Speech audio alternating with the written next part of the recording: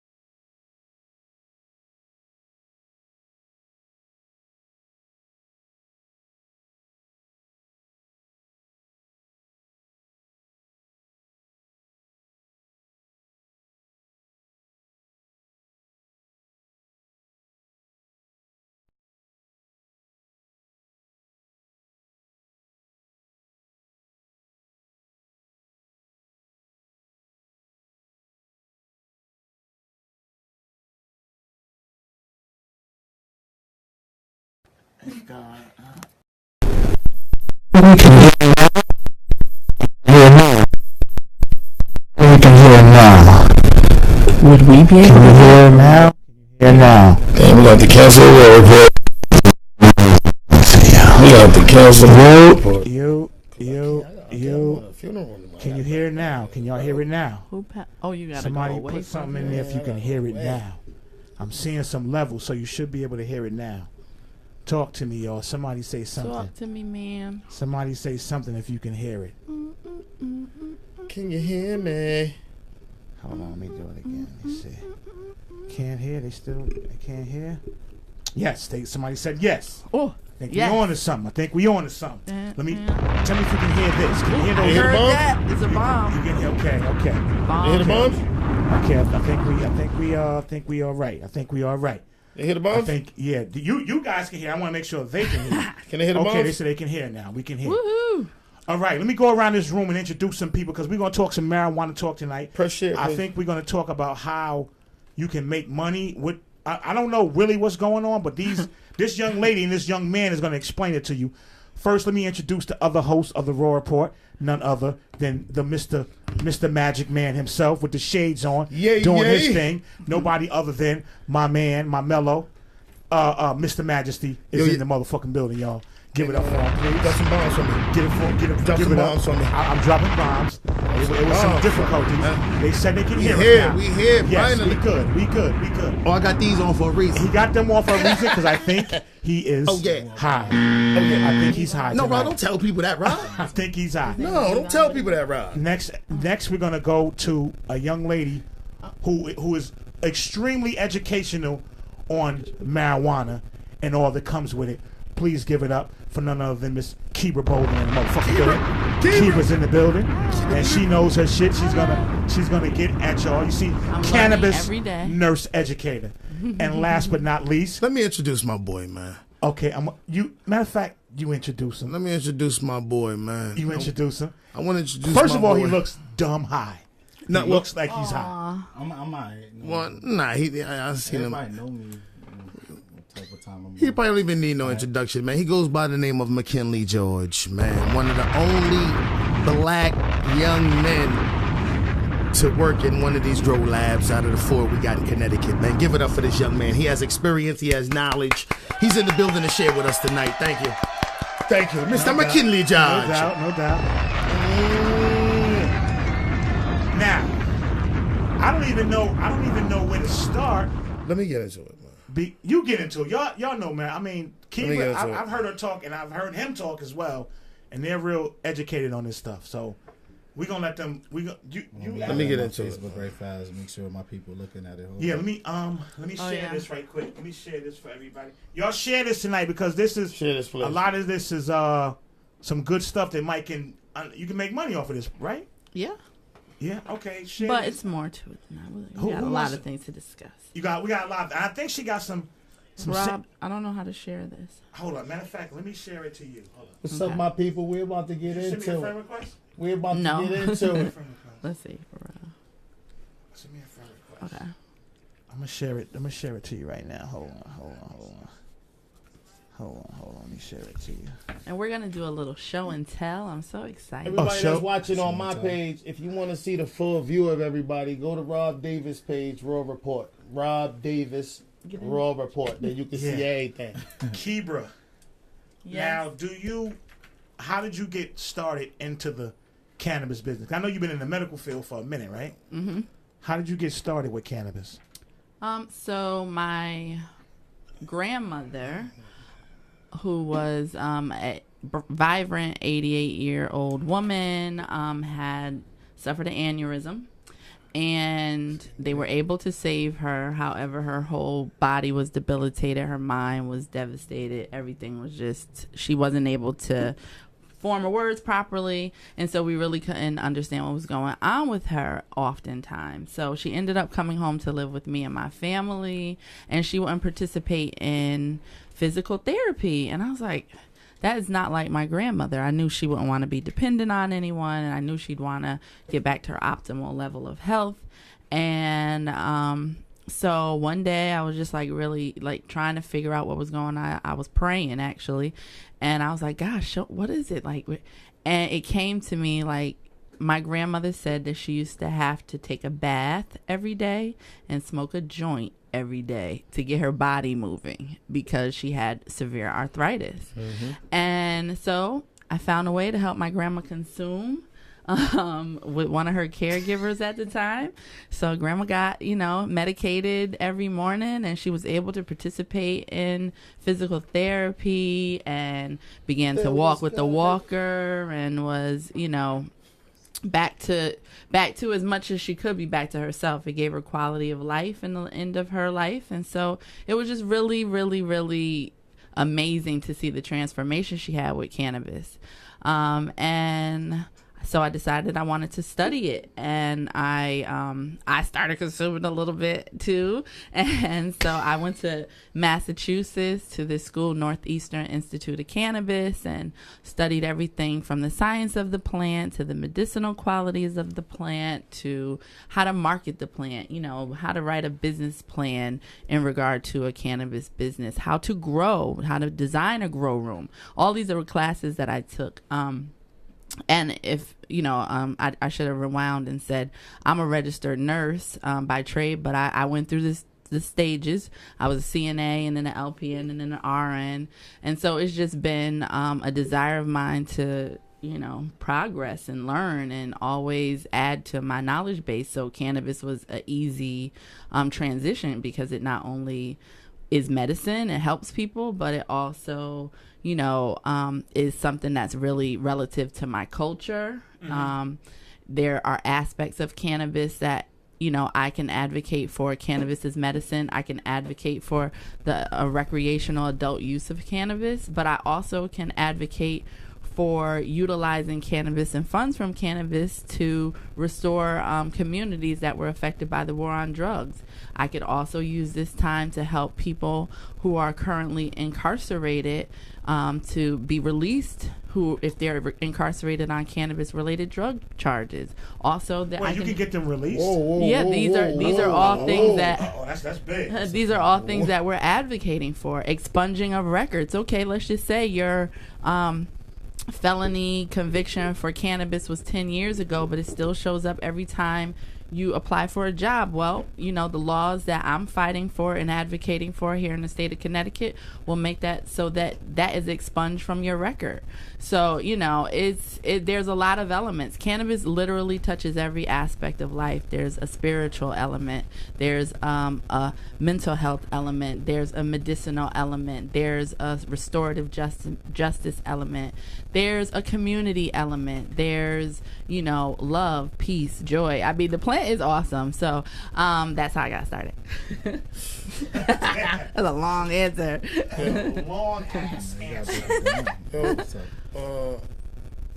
Once again, we just want to let people know, like, tonight we want people to know that it's more than just smoking marijuana in life. When they say that herb is the healing of the nation, it's been that way since the beginning of time. Yep. More than likely, when you've seen old films and you've seen old movies and you've seen people from back in the prehistoric day sitting down passing a peace pipe, more than likely it was marijuana inside of that peace pipe. So when they say herb is the healing of the nation, it really truly is the healing of the nation. And so that's why we have two people here today, because we just want to enlighten and tell people and let them be aware that, it's not just for recreational use. Like, you could actually become very, very wealthy off of cannabis.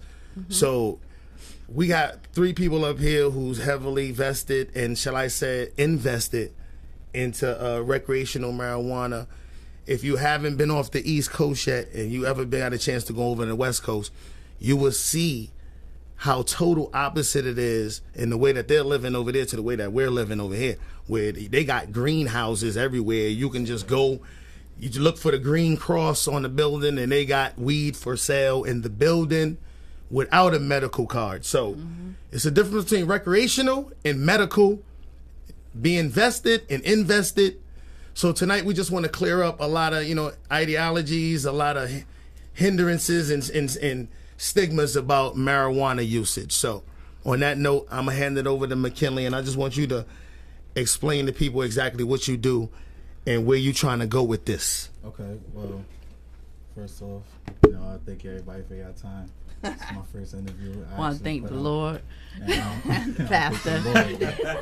But as far as my experience and whatnot and what I did in the industry, I would say it was very eye-opening, because I had the opportunity to do something that was innovative first in the state, and then moving forward, it's like all of our black people in our communities. You didn't say what you did though. No. They look at it like it's like another opportunity. So it's like, out of all my friends, I actually got to do something that was legal. So which was what? To let the people know exactly. I worked in a grow laboratory. He worked inside of a grow laboratory where he was the only majority inside of there. Minority, he means. No, we the majority. So they know what I'm talking about. He was the only majority in the building. As far as working in there, it was a few that came in and out or whatnot, but it's like, I had a experience to work there for about a year, and with going up to Watertown and working in the lab and actually getting that experience, it's like I didn't think it was an opportunity that I would be able to have. So now I'm trying to enlighten people and show people that we could get the opportunity to work in the lab, without felonies or whatnot, if you could, do the stipulations or whatnot. So it's like learning that. I got to learn the components of it or whatnot, and now I'm trying to move into different plant science or whatnot, and just move forward. But cannabis is like the starting point, because it's been here for a long time and people consumed it for a long time, but we always kind of misuse it as a drug, and because we use it excessively in our communities or whatnot. But it's the only thing that we don't see any kind of damage as other things that we see in the community, as like alcohol or whatnot. So I can say They're that. asking you to speak up, I think. Oh, I can say that cannabis.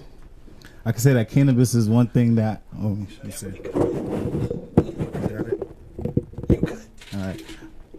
I can say that cannabis is one thing that that became something that everybody uses like a getaway for, you know, society and kind of like just to like come together as well. Because like when I'm around friends, you know, I smoke and, you know, we all politic more so than, you know, want to go hurt people or want to go drive or do anything like that. So it's like I would like to see more people with medical cards in the state, and I would like to see more people come to Kebra and get their medical cards so they can consume cannabis in a legal way, because, you know, a lot of our people is getting in trouble and it's not cool. It's like I got a lot of friends that's going to jail, and I got a lot of friends that's like in jail right now for cannabis, and, you know, it's unfortunate. And like they were saying that they're about to overturn the laws in all these other states that they're legalizing cannabis in. So the same thing should happen here in Connecticut with them legalizing. So, well, it's not just gonna happen like a genie's gonna do it. This is why we need people of color to help stand with us to get all that done. You know, that's really important. But you talked about Majesty, about cannabis being used as medicine for many years. Cannabis was first used as medicine in Chinese society over 5,000 years ago, is where we first see the first record of cannabis being used for a plethora of illnesses. And, you know, cannabis was also a part of the United States formulary, where we could you consider cannabis medicine. And all of this changed in the 1930s because of Harry Anslinger.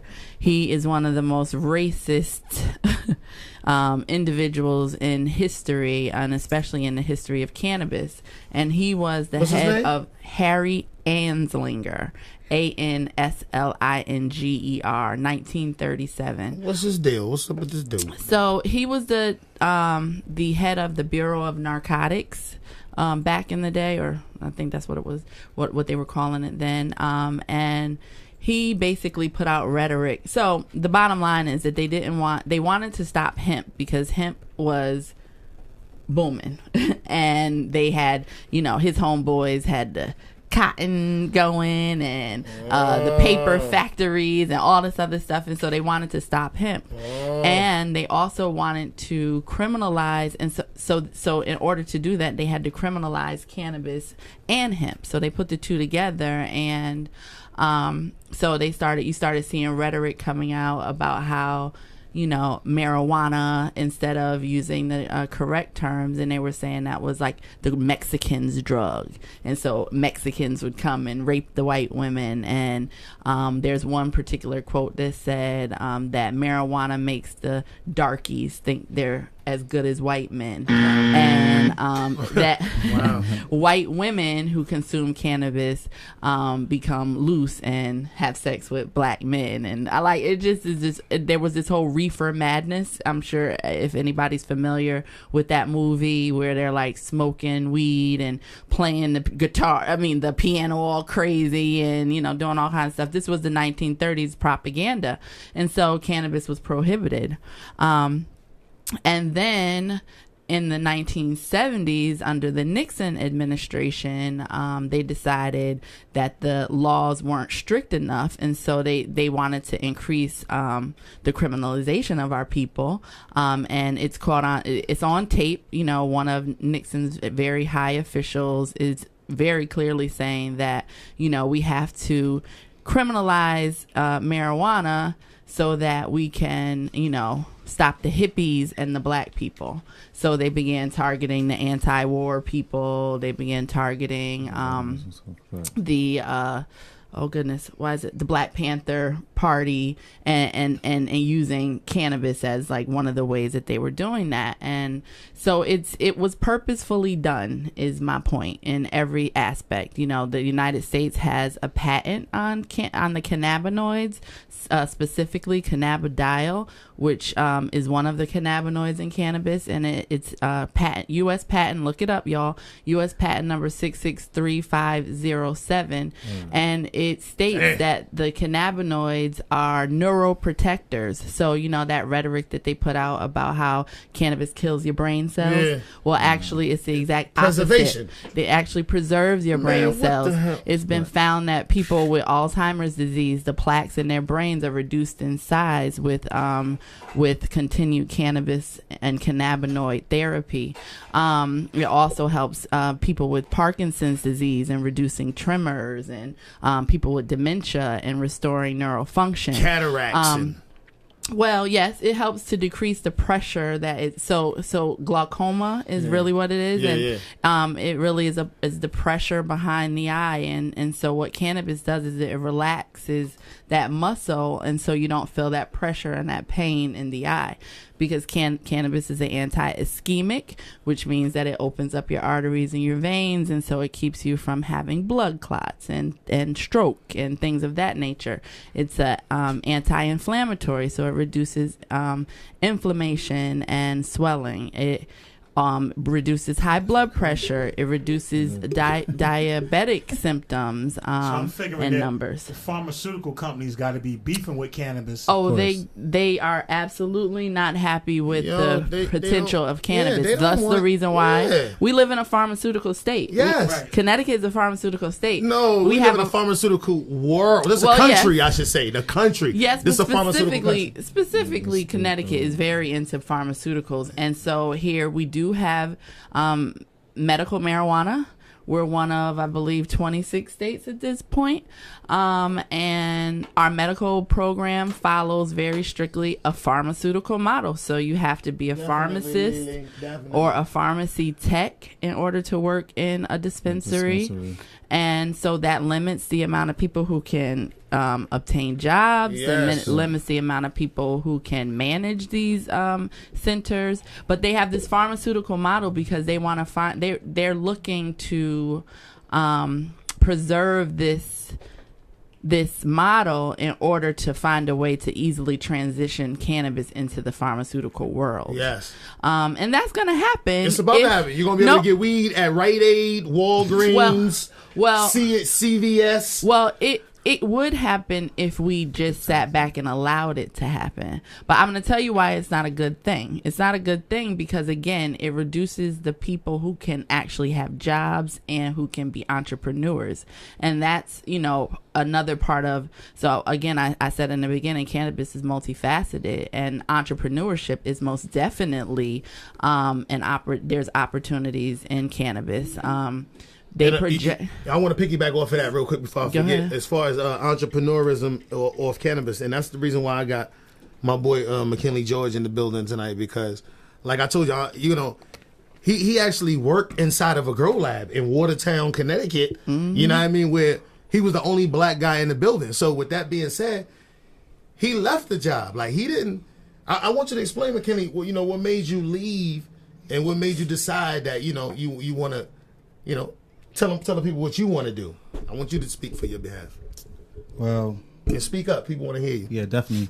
As far as the experience I got at the lab, it was different. It was like seeing Area 51 and like being able to leave, because people don't get the opportunity. So it's like I got to learn everything from the bottom. I got the opportunity because I met the attorney to that lab. So we started talking, and he felt me out first. And then he was like, you look like a good person. How do you feel about cannabis? And I got to talk to him in an educational, manner, whatnot. Mm-hmm. More heartfelt, though. So after that, he said, well, let me see your resume, and, I'll get in touch with you. So I sent him my resume. And about I ain't never tell nobody the story. Well, I tell a few. Tell the story. Tell the story, brother. Tell the story. It's a testimony. But he hit me up like 3 days later after I hit him with my resume and my cover letter, and he did everything over. And, with him doing everything over, he made it, even better than what I already had. I can't lie. I had it good. But he did everything over. And then when he did that, it just made it look like I wanted more horticultural experience, to work in the lab and, to have a reason being there. So, I'm there for the interview. I see weed magazines and stuff. I'm there, and I ain't know how to feel, honestly. Like I said, because it's so like it's supposed to be sold bad, I guess, you know, Right. and everybody, you know, All the people that you know went down from it. So, you know, I'm pulling up to the lab, or now I go in for the interview. I had everything that right, though. I had my resume, cover letter, I had reference letters, I had everything. They couldn't tell me no. So when I got the opportunity to work in the lab, you know, I'm learning from the bottom up, and, you know, I had to start just like everybody else, packaging. And then I got the opportunity to work in the curing department, and I got to cure the bud every harvest that come through. We have about 5 harvests a year. What's curing? Let them know. Let people know exactly what curing and how big a harvest could possibly be. Okay, so curing you got harvest, and usually harvest, you know, you have different stages of the plant when it grows. So you have like, you know, the babies, and you have an adolescent, and then you have a full adult plant. So it's about 3 stages where it grows, and then Vegetative. correct. So that's Veg. the veggies are more important because you got to start the plant off, and you have to train it or whatnot. So, you know, I got to work downstairs in the lab a little bit, you know, back and forth. I was more in the packaging department, so we have about 5 harvests, and with that happening, it's like I was packaging so fast. There was like, you know, we can use you for different parts of the lab, so, you know, they kind of moved me around, and I got the opportunity to work in the curing department. I got to cure all of the weed after the harvest. So I'm having like 16,000 grams that I'm curing. I got to fluff the nets. I got to change the dehumidifiers. I got to empty the humidifiers. Like, I got to like do everything in the room, make sure it's a certain temperature. Right. So it's like, you know, we're learning how to do that and taking care of the weed and kind of putting it in the dispensaries and what y'all smoking. Right. It kind of made me kind of like, you know, a step above everybody else and kind of learn the properties and doing everything. But Was it take paying care. good? Was the money good? See, now that's where it comes to, is the money. Yeah, So- what's up with the dough? So it's like, at the end of the day, it's like you doing such a prestigious job like that, and you working in the field doing something that nobody else doing. My badge said 379th in the state ever to have that. So it's like, to be working at the job like that, I gotta scan my eye. I gotta go in there on some real James Bond shit. I'm making less than $15 an hour. It's not something I could make sure that I could take care of my family and do. Was you So- in there? Wait, I gotta know this. This is what the people want to know. Look, somebody just said on my thing. Was you in there butt naked like Pookie and them was up in there in New Jack City? They had you naked and you That's just had your funny. mouth covered, nigga. That's Make funny. sure you ain't steal nothing with it. Nah. We had scrubs with no pockets. You know what They I'm ain't make saying? you squat at the end of the We day. had no pockets, and we just, like I said, we get searched in and out of the lab. We get whatever we bring in the lab. We had to come out with our empty containers. We had to make sure They ain't search you extra, McKinley. They ain't. You ain't go through no wind tunnels or nothing. Like I said, you know, as far as they had cameras on, I can't even say how many cameras they had in there. You know what I'm saying? Like, I can't even describe how many cameras they had in there. It's very locked. So it's like, to get to do a job like that, it's like you weren't even putting an opportunity like that on the list by taking something where you could get off the street for, if not cheaper. So that's where you got the black market, and people are like going back and forth. And at the end of the day, it's like, I tell people to do it the right way, because you don't want to, you know, kind of get yourself caught up, like I said, with the wrong things and the police, the Babylon. Because, like I said, at the end of the day, it's like, you know, it's not worth it. So, go ahead. What you about to say? I'm just saying. So that's the problem with working for people. So I don't want to. I mean, definitely McKinley had a great experience, because just even going into these facilities, you get to learn and see and really know the operation. And I think it's important, if you're in cannabis, that you know the science of the plant, you know everything about the plant. Right. However, we don't want jobs in these facilities.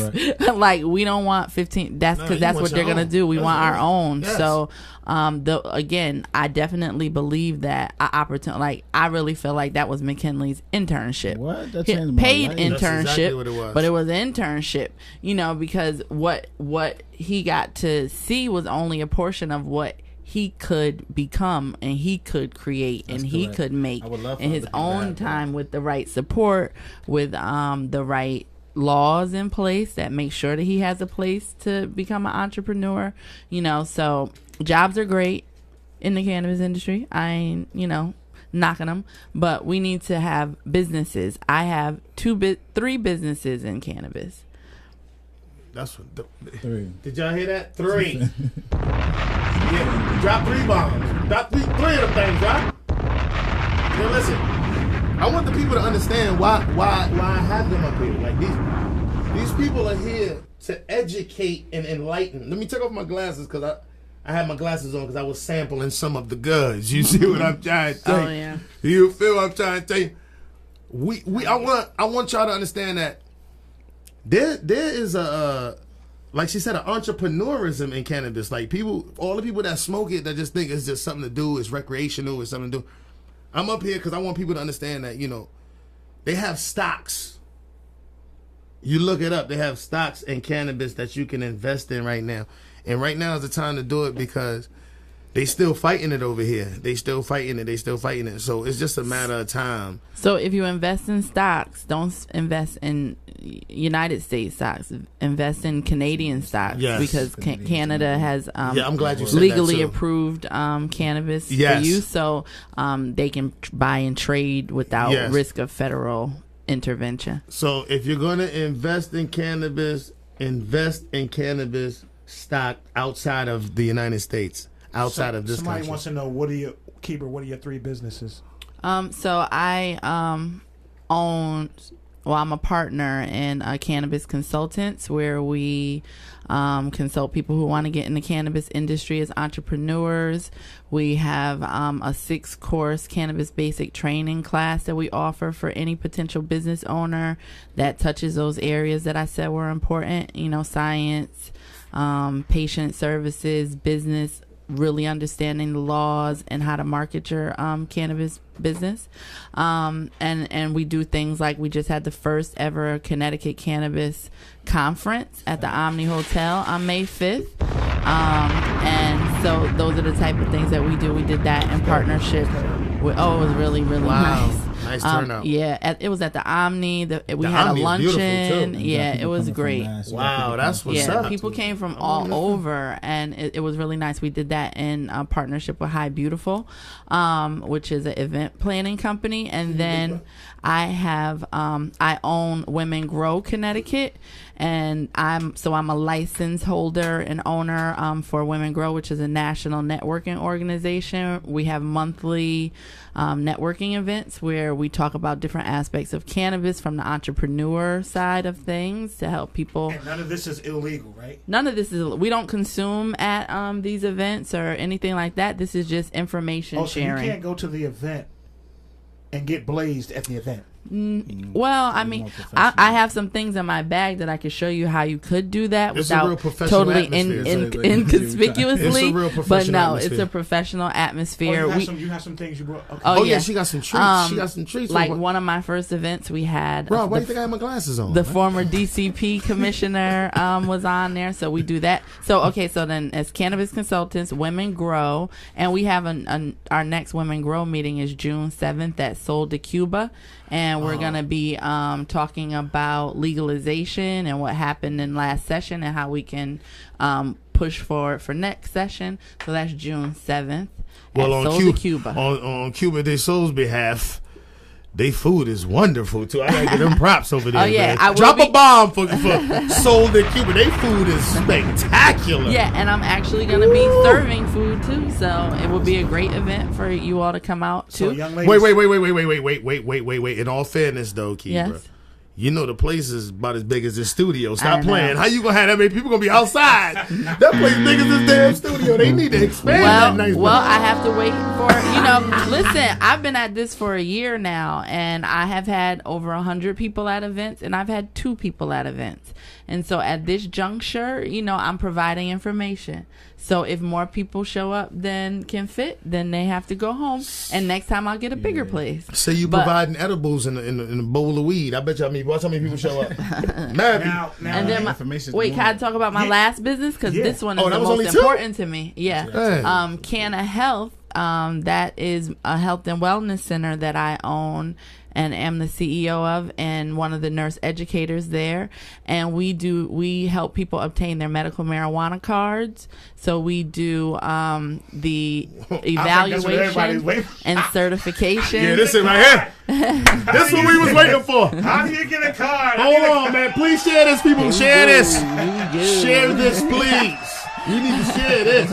Share this, please. The viewers grow up in But you. yeah, if you want to get your medical marijuana card in the state of Connecticut, this is what we do. And I provide you not only with the knowledge and information to do that, but also with the services. So I hire APRNs primarily, psychiatric APRNs to do PTSD, which is post-traumatic stress That's what I got. disorder got diagnosis. it. And everyone has it, but especially people from the hood that, areas. we've dealt with, kids who have been raised by drug addicted parents, lived in poverty, Seen people get seen shot. their people, I've seen people their get shot, friends and cold family blood in be my shot face. and killed, go to prison, which is I the dream about ultimate it. traumatic experience.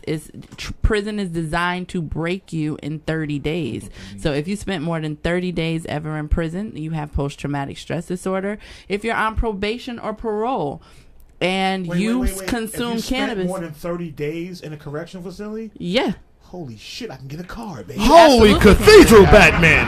I can get a fucking card. Baby. Prison is designed to break you in 30 days. So I think breaking you is considered trauma, right? Definitely. Okay, so if you're on probation or parole and you consume cannabis, come and get your medical marijuana card, because then you cannot be violated. If it's state mandated probation and parole, you can't be violated by your probation officer for consuming cannabis as long as you have your card. Wait a minute. Rewind selector. Hold on. First of all, so you saying that all the brothers that's on parole that got out of jail, which is a post-traumatic stress situation, Absolutely. can obtain a medical marijuana card for their stress, and they can no longer be violated when they piss in the cup by their parole officer. Can somebody share this, please, man? Please share this. I need brothers to hear this. How do you go About obtain, like what? The process is very simple. They need your information. Oh yes. So Information. my information is my number. Well, Don't give us your number, but no, my your number to email. the office Oh. is 203-691-7081. My email is Cannabis Nurse Kebra, Kebra, and cannabis is spelled Cannabis CANNABIS Monroe. Nurse Kebra at gmail.com. But anyway, what were we just talking about?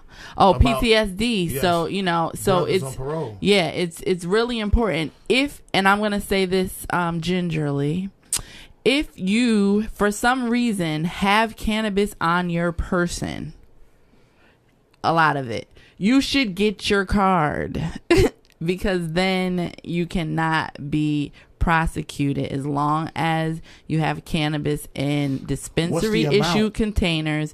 You can have up to 2.5 ounces. Yeah, man, That's you know a what? lot of cannabis on you. And but there are rules again about, hey Tanisha, there are rules about how you can, so McKinley, you mind telling them about the process? no, of course. Because Yes, McKinley yes. went through the process. Yes, Let's yes, share the yes, love. yes. I know y'all sick of hearing me talk. Tell the process, McKinley, because you've been through it, brother. Well, as far as which one, the course. Came to see me. Nah, No. well, About obtaining your I had to get medical my medical marijuana card. I want to be able to consume and have cannabis on me and whatnot. So I went to Kebra and got my card. What was the And process? The process, I had to talk to her APRN. So he came in and he did a little bit of paperwork. Oh, yeah, I had to do paperwork. There's not a lot. We do some consents. We do a Have to HIPAA It's agree. $150. At the end, What? shush out talking prices. No, I'm just saying. Everybody want to know how much. It's like that's what it costs. No, Like, it does make not sure- cost $150. Well, no, that's the beginning. That it costs $200. Oh, if you wow. attend my events, I take yeah, $50 yeah, I got a off. If discount. you're a Okay, veteran, right. I take $50 off. If you're over 65, I take $25 to $50 off, depending. So we don't really Man, usually you talk look- about prices. Man, you get the elderly discount. You stupid. But it's really simple. A little paperwork, a talk with the doctor, and that's it. Yeah, it's very simple. The appointments take anywhere I between got my 30 to temporary 45 card now. minutes. It took around, it took 2 weeks. And I got my temporary card, so now I'm about to go to the dispensary and give me some wax so I could dab. Oh, yeah. So while you're doing that, I'll start pulling stuff up. Yeah, Yo, so If you guys have any questions, you can call in. If you want to know about how to go about obtaining your medical marijuana license, you can call in and ask questions. These are the people you need to ask and talk to. Miss Kebra can direct you and show you where to. Matter of fact, she's the one that's going to sign the paperwork to send you to go get it. She signs off on the paperwork. Man, that's the lady right here. But you got to make sure you go to her events so you get the discount. That's, of course, what everybody wants. Like I and said. the events are useful because they're knowledge building. It's information sharing. The convention was nice. You got what do you got now, Key? With some toys? I got all kinds of stuff. I bought plenty of things. Yo, Rob, put the camera on me. Put the camera on me. You got your, Put the camera on me real You quick. got your card. Show people that I got mine, yo. See, I know You I got your card? talk about mine right here. Oh, That's what people. shit. See, we don't just talk that talk. We walk that walk, man. You know what I'm saying? I got mine. I want people to know I got mine, man. We ain't just talking. I just wasn't gonna brag. I wasn't gonna boast. You know, I'm trying to tell you, I got mine, man. You get yours, man. But you know what I mean? But I feel a little bad though because You didn't come to me? no, if I'd have known you first, yeah, I wish I would. I had his for a long time. I had mine though. for a long time now. I'm a veteran at this. But another thing, though, you know, I just feel bad because I cut out all my middlemen. A lot of my middlemen are suffering, man. I've been feeding a lot of families, man. My middlemen are suffering, man. Yeah, and you know what that, I mean? I'm getting the government richer, No. and my middlemen are suffering. I'm messing up relationships. But this is something that's really important to me and something that I talk about when I go and talk to legislators and I'm testifying up in Hartford is about the people who were utilizing the illegal market. Like, we can't forget about them. They were absolutely integral to a lot of our mental health. So we need to take care of the weed man as we transition into a legal market. But now the weed man gotta wanna take care of itself too.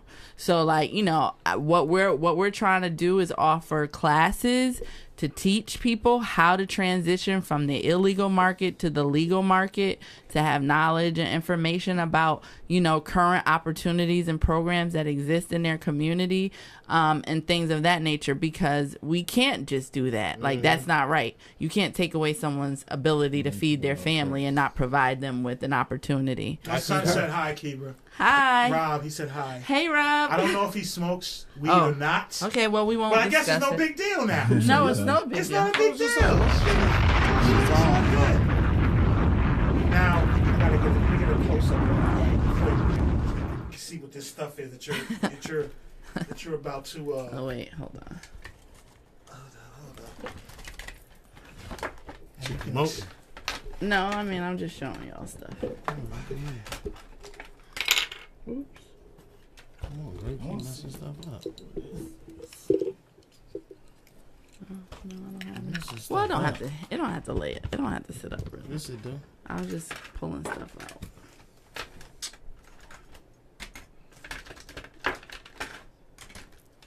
See what else I got in there. And you can explain all this stuff, right? Oh yeah. So okay. What the hell is this? A medical dildo? What the hell is this? A hemp dildo. Okay.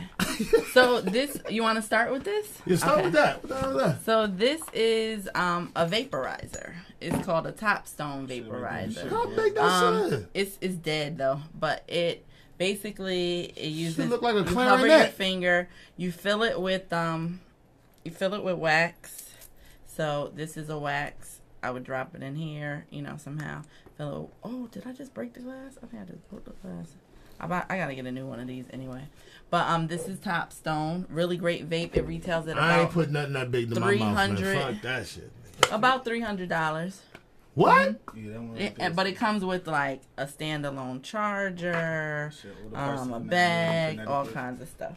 And it's made in Norwalk, Connecticut, by a local young man and his fiance. They run the company. This is like their little bag they give out. Topstone, Norwalk. Look in that camera right there. Okay. And then let's see, what else do we have? Okay, so these are edibles from the dispensary. Let's see. I just About to picked pop the them up seal? today. Oh wait, I need some scissors, I think, for this. So we'll come back to that. These are sublingual strips. So, I don't really have any here, but they would come on this. You pull this paper off, stick it under your tongue, and each contains about 10 milligrams of THC. This is an indica, so it's good for nighttime. So there's like many different forms of cannabis. Like There's solution. indicas, sativas. A lot of times now they're just breaking it down to day and night, and as opposed to anything further. And then there are specific strains within, and then there are mixtures that they call hybrids. See, people don't understand that they got specific weeds and strains of weeds that target different things in your body for what you may need it for. That's why when you go and they diagnose you, they want to know exactly what you're going for, what the problem may be, so they can give you a weed and a strain that can target. Because like they said, I wanted McKinley to explain. Weed, man, when they break it down and you add heat to it, it becomes a different form and it does so many different things. Right. And then it comes from a heat form to another form, which allows it to be used for so it's chemical compounds that break this down. It's really complex. It's science. But a lot of people don't understand. It's really science. It's science. People really don't understand, man. When you go in there, First, you you right, but the first to start off, I would tell people about is terpenes, and terpenes can be found in everything. Talking to Mike, man. Oh, well, the first thing I could talk about is terpenes, and terpenes are found in everything, like your everyday lemon and black pepper, or have another terpene, and all these different terpenes are found in weed as well. So when you have different strains, like you said, you can smoke a different strain, or you could consume a different strain, and it might be high in linalool, which is terpene, Limonene. and limonene, which is found in lemons. So, which is an antidepressant. So, if you have anxiety or you're depressed, you smoke something like lemon kush, it will give you an uplifting high. My favorite. And if you lemony things. if you smoke a piney type of weed, it will give you a memory effect, because pinene and alpha pinene is good for the memory, which is found in pine trees. So you'll get alpha pinene and pinene that's in a piney type of weed. I would say like haze, and it would be good for somebody that has dementia or somebody that has Alzheimer's. It breaks down into different components, like I said, with weed. And my favorite, like y'all was talking about, strawberry cough, is sativa. I love strawberry cough. Is there a my man Lucky J said, where's the lotion that gets you high when you rub it on? Is there something that's right here? that's a topical. Yeah, Oh, she has got it. Yeah, she has that. Oh, she has it. Okay. she got it. Oh, she got the little. Oh, I shit. got it. Oh, she got the She got the topical. Manual 4 said, is it legal in Connecticut yet? What? Medically. Medically, it's legal. Not recreationally. Not recreational. So if you want to be legal in Connecticut and you, I'm so silly. If you want to be legal in Connecticut and you consume, then you should come get your medical marijuana card. Whoa, let me say this. Put the camera on me, Rob. Let me say this.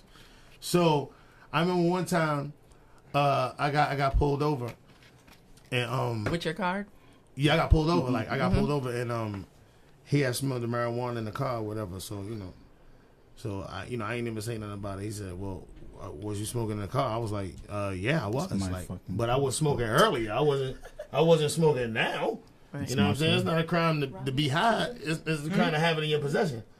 So he told me, technically, I can still get in trouble because I'm still driving under the influence. You see what I'm saying? Oh, yeah. How does that work? He Well, said because you're not supposed to be. I was still operating a vehicle. You see what I'm saying? But I was still under the influence while operating a motor vehicle. You see what I'm saying? Under the influence. Like, you could be under the influence of a lot of different things. I was still under the influence. It was different. He said if I would have been sitting on the side of the road and I was indulging or whatever.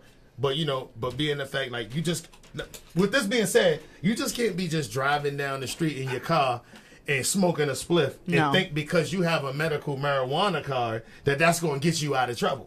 No, but I mean, I would encourage people, number one, not to say but so much.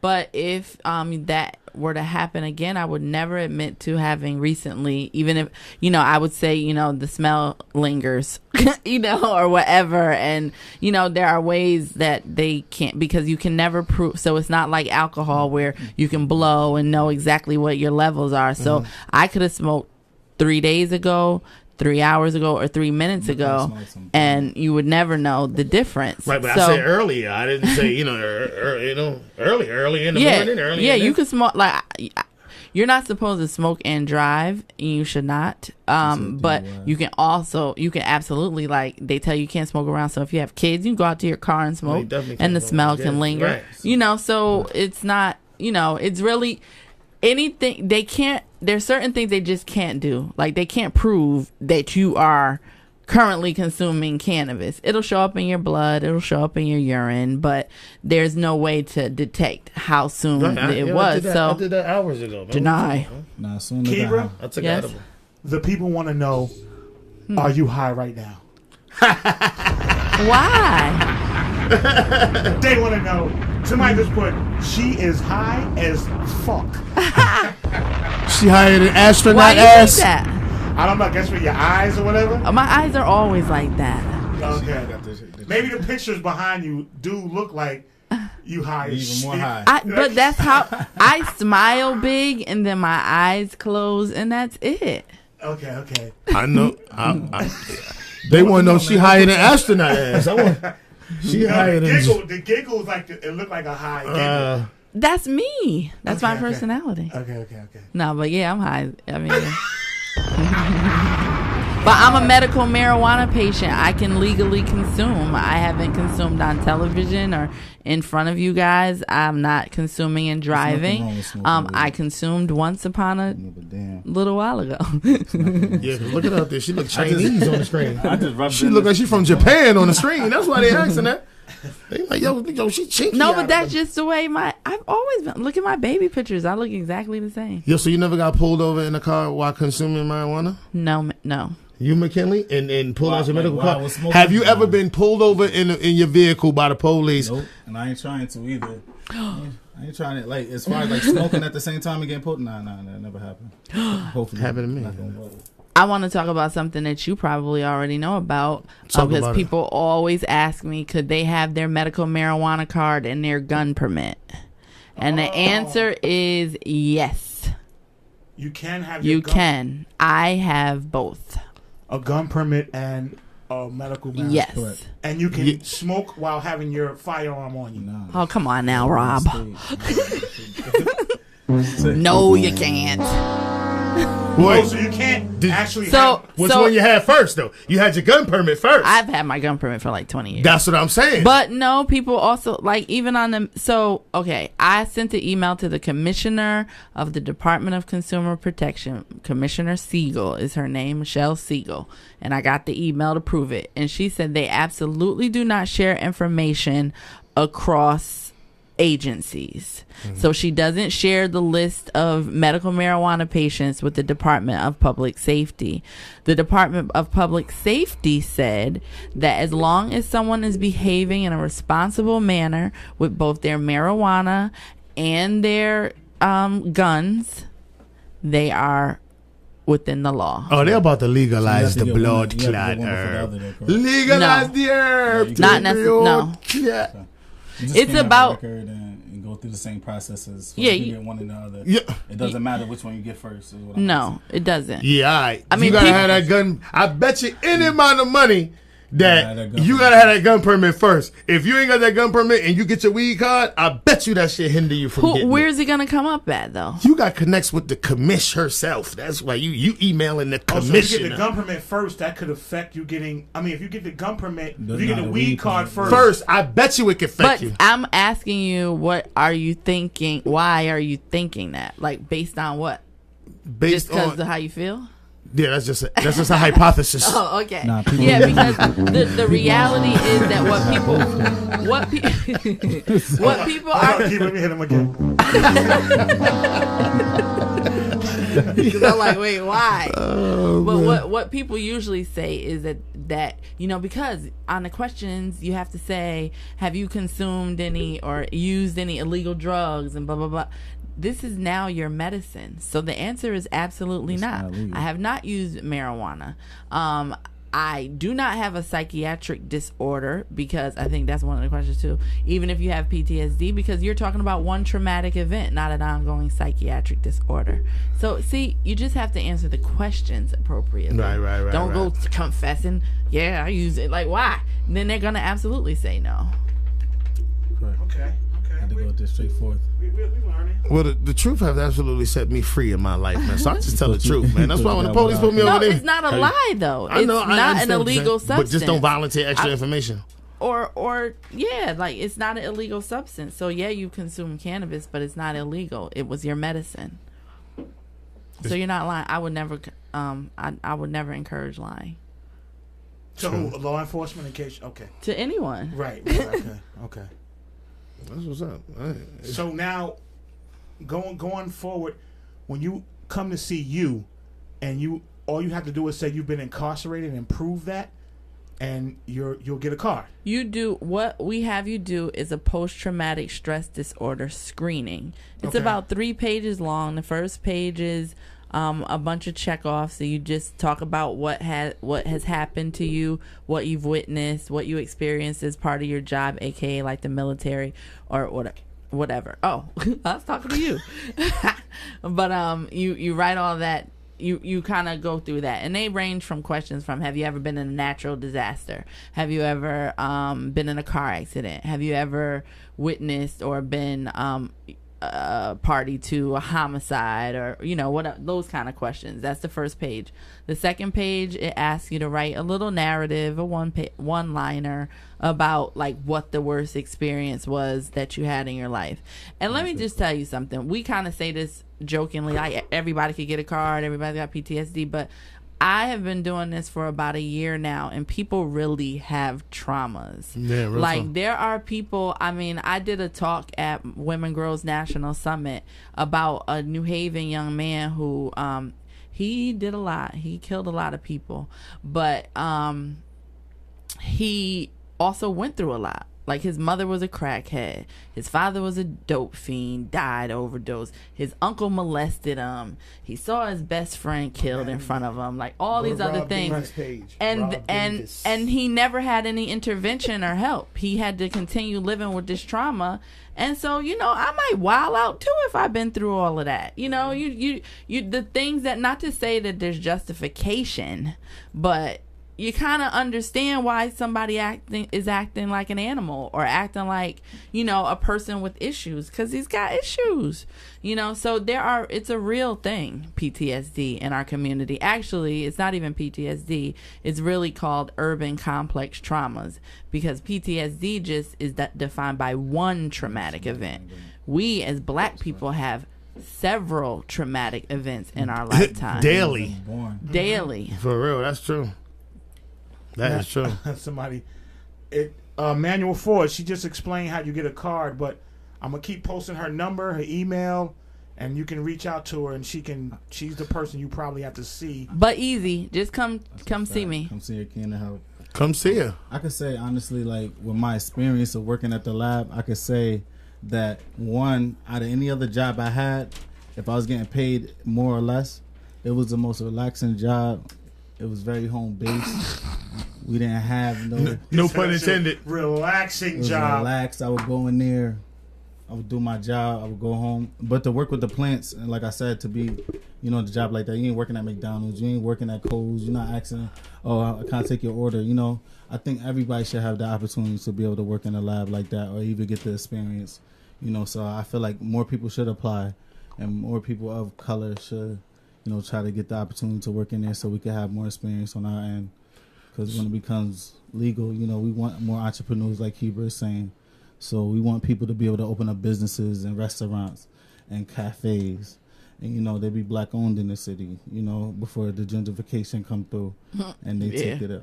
That's what they're about to do. So what's your angle? What do you see yourself doing in the next few years? Now, of course, it's like, I have ideas up my sleeve just for medical patients only, and, medical social clubs or whatnot that I plan on doing right now.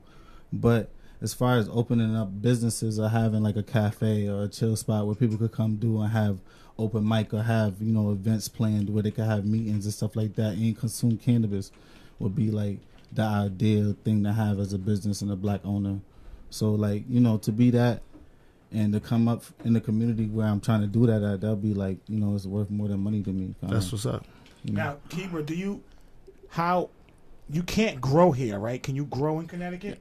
So no, patients do not have grow rights here. That is something that we're advocating for. Even if we legalize, they're trying to restrict grow rights. But my rationale or my debate with them is like, you allow home brewing of beer, but you won't allow me to grow my medicine that I need to give my daughter or my child for ADHD. Like, why can't I do that? You know, instead, so that goes back to the pharmaceutical. Yeah, definitely goes back to the pharmaceutical, and it goes back to the stereotypical idea of what a cannabis consumer is. You know, like their first idea is that we're gonna grow it and sell it. Mm-hmm. It's all about diversion, and you know, and that's the thing. You know, I not joke, but I wrote this article recently about the opioid epidemic. And the fact that because of you know, they definitely treated crack cocaine and opioids. This crisis is totally different. Yeah. But you know, the thing about it is they got budgets for help. But you know, I kind of joke and say that the stereotypes and racism saved the black community from the opioid epidemic, because you know, these doctors wouldn't give us prescriptions. They wouldn't give it to us. They wouldn't give it to us. So we, you know, or if they did, they give us one time only, and you won't be coming back. But in their community, they didn't mind. I remember going. You had to get five signatures, 3 phone calls from the doctor in order for you to get them Percocets to get that prescription. Mm-hmm. Now they just hand it to you. What's the matter? Well, not to black people still. Percocets? They gave it to their own community because they thought black people, if we give it to them, they're gonna sell it. They're gonna divert it. But white people, no, we give it to the soccer moms, and they got soccer moms out here strung out on heroin. Strung out. The whole world is. Mm-hmm. Notice, I was saying that, Rob. Look around. Just look geographically. Look around at the communities now. How they realize 30, 40, 50 years ago, they messed up geographically when they was building the downtowns. You got a college downtown, and right outside the college, there's the worst hood that you could possibly put it. And right outside of that, 2 blocks to the left is downtown. Because they was trying to focus all the urban money to spend their money downtown in all these stores, retail, this, that, and the third. But now they realize geographically they messed up. So now they trying to push everybody away, take the downtowns away. Notice they cut all the clubs downtown, keep the brothers out of downtown, build these $2,500 apartment, $2,500 a month apartments for who? Who's those are for? You know, that's not for us. So that's why they want to just rearrange the whole downtown demographic of as far as, you know, mixing the two. Oh yeah, they don't want that anymore. Correct. So with that being said, people better wake up, man, and realize that everywhere they are building these CVS's and these damn Rite Aids are popping up everywhere. It's two in the neighborhood on the corner, man. Everywhere. Just they getting bigger and better. That's opiates.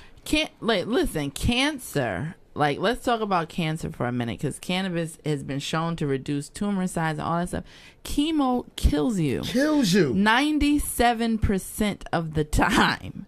You're right. 3% of people are actually helped by chemotherapy. You're right. That shit kill you. Crazy. But guess how much money it makes. Yeah.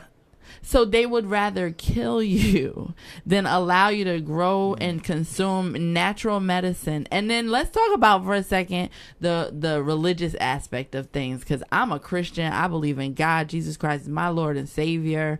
And I consume cannabis. That's a whole nother show, because as I get older, my the finger more was at the button, but don't do it. Don't do it. Don't do it. I didn't Don't do it. Don't do it. You'll offend a lot of people. Because that's what's in my heart, though. Right. I'm talking It's about in my mine heart. too. I'm talking about my heart. Okay. And mine too. and you the know, older I get, the older I get. I mean, listen. I'm just saying. Listen, we going You're off right, the rails Yeah, here, let's not go off. because let's not what go I off the want, topic. what I'm talking about is the religious aspect of things and how the churches, especially the Latino churches, those Pentecostal churches, and the black churches are not in support or not coming out in support of cannabis.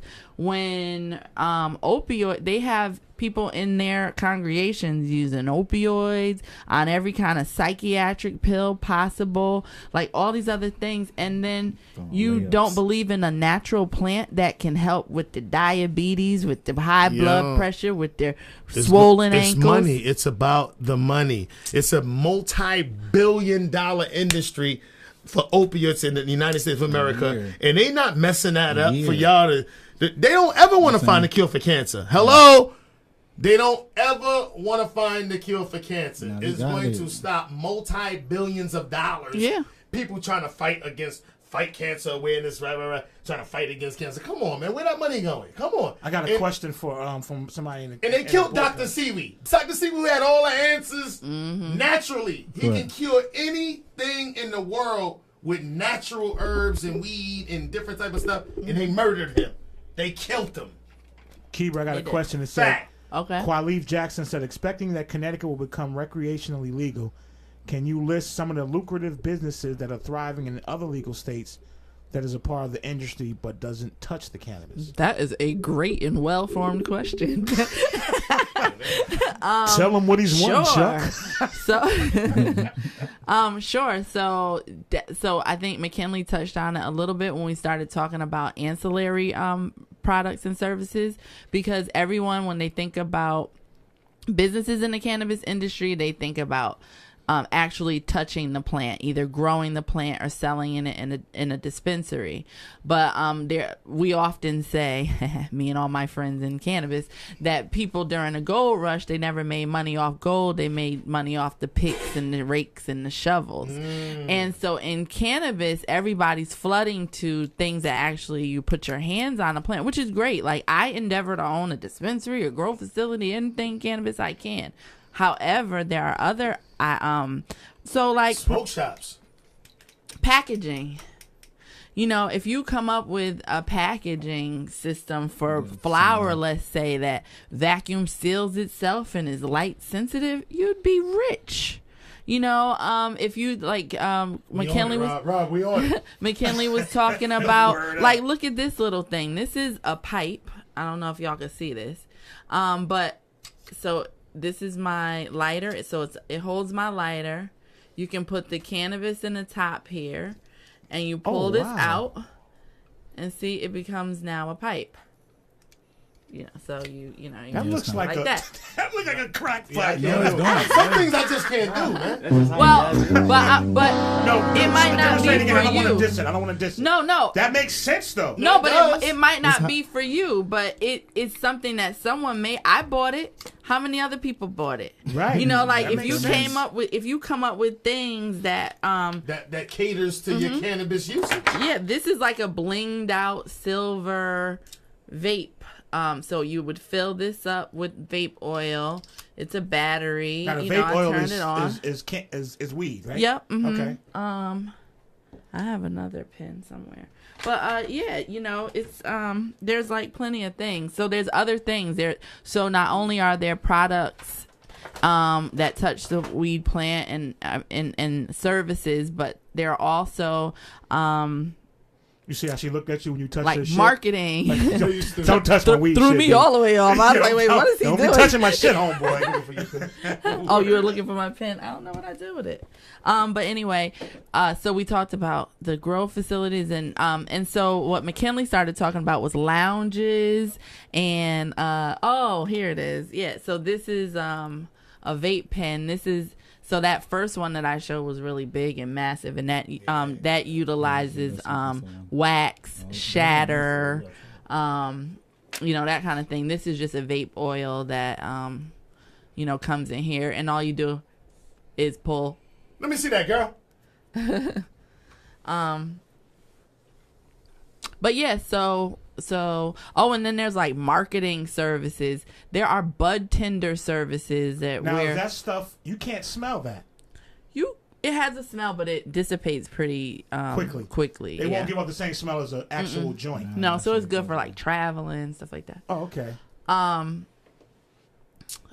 So other businesses that I've seen. So marketing, branding companies, web develop, like everything that you can do in the regular world, you could just add cannabis to it and do it. So when you want to think about a business, you know, like this right here, this production area, this could become cannabis focused. You could do commercials, you could do whatever, and you could make it. This is projected to be a $318 billion. It's 300 something $billion industry by 2020. Because everybody's going to climb on board. Yeah. So if that's what's going to be the case, okay, and the other thing that, like, I really get a little articulate with this shit. But what is like bothering me nowadays, you know, we're seeing a lot of police brutality and a lot of violence in our community. It's in our faces. We're seeing it on a regular basis, and we as a people keep talking about what we're gonna do about it. We can't do anything about it because we have no power. We have no money.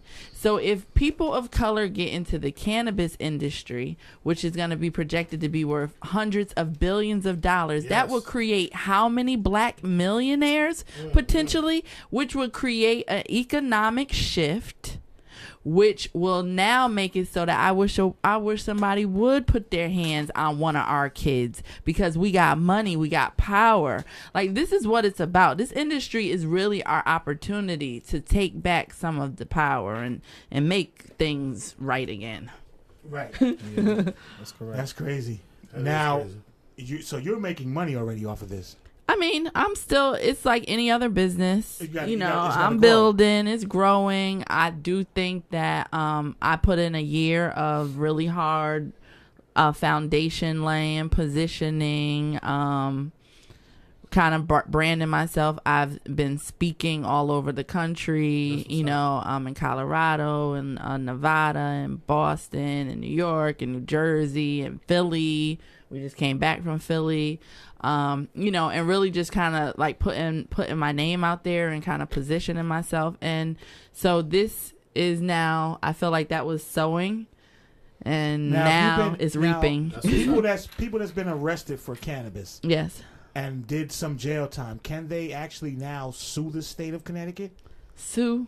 Like, but now it's like you're hypocrites. It's you're telling me I can do this stuff now. I did 17 years, but I did all this pounds of weed. Right, I did all this time for getting arrested for weed. So in essence, like kind of what you're talking about is this recent conversation. Not recent, but this has been kind of a theme in cannabis for a while, and that's utilizing cannabis as a form of reparations. Mm-hmm. And so people feel like cannabis could be the closest thing we're ever going to get to 40 acres and a mule, and that by creating a cannabis environment or a cannabis community that's equitable.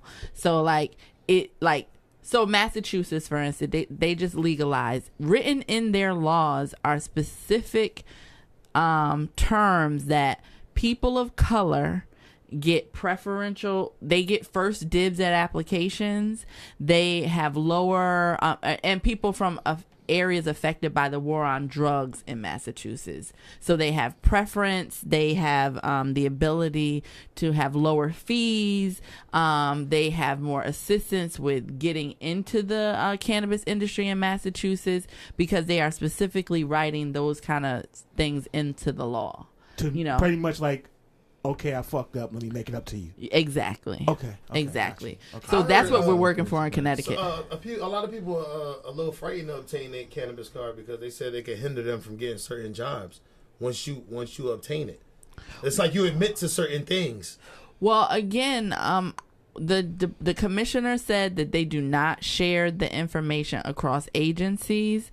So I mean, if she's telling the truth, right, which I would think that she maybe would, but if she's telling the truth, then the only way someone would know that you have your card is if you tell them. I wouldn't tell anybody. The young lady said, Sydney, I think she said, how do I? She wants to know how to get started.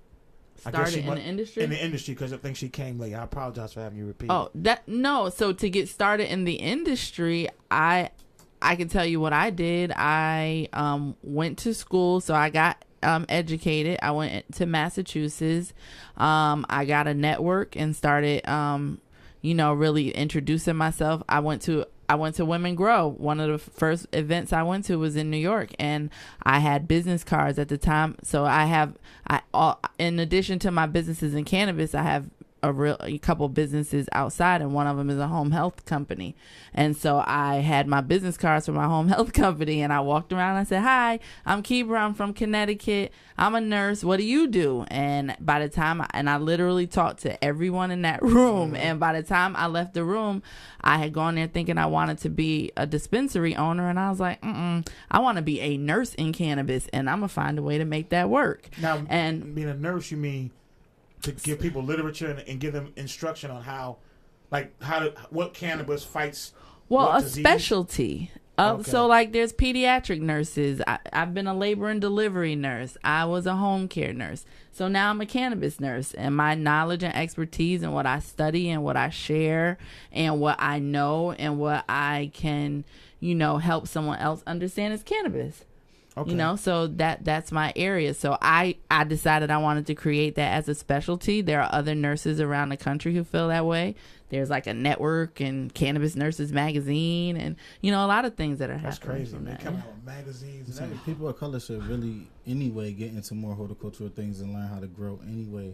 Just don't care if it's regular plants. Cannabis is like... Because it makes you self-sufficient. It does. And, it teaches you so much. Yes. Even cannabis makes it more therapeutically. interesting, and that's what it did for me. It made me interested into get into other plants. So to learn with cannabis, something that I consume every day. I'm like, okay, and now, you want to learn about different things. So it's consuming cannabis, it just opened doors, and it's you start learning about different things with the cannabis and how it can help with diabetes and how. We can actually grow CBD, which has no THC in it, and people could consume that if they don't want. Well, I have 1%, 2% THC. You can't grow CBD. You can't grow CBD, but eventually, we're trying to get into that part where it's we could actually grow hemp plants with CBD in them. So the different names. I looked at something. I looked at something on YouTube where they have the different names of weed. Now those different names, are they just made up names or are they significant? What do you mean? A lot come from different stories and everything. Hawaiian tropic or They actually probably come from Hawaii. One strain probably came from the skunk, which is from Hawaii, or other things. Strawberry cough is actually from Vermont. I think it started, and Jack Herrera came from the forests of Canada, something like that. And that's for Now, what about the ones that fight diabetes and cancer? Do they have specific names? No, okay. So they're doing research and they're saying that strains that's a high in THCV, which is more African strains like Afghan Kush or AK-47, which is one of the African strains is high in THCV, which is good for diabetes. Really? Yeah. So it's they got different stuff that target everything.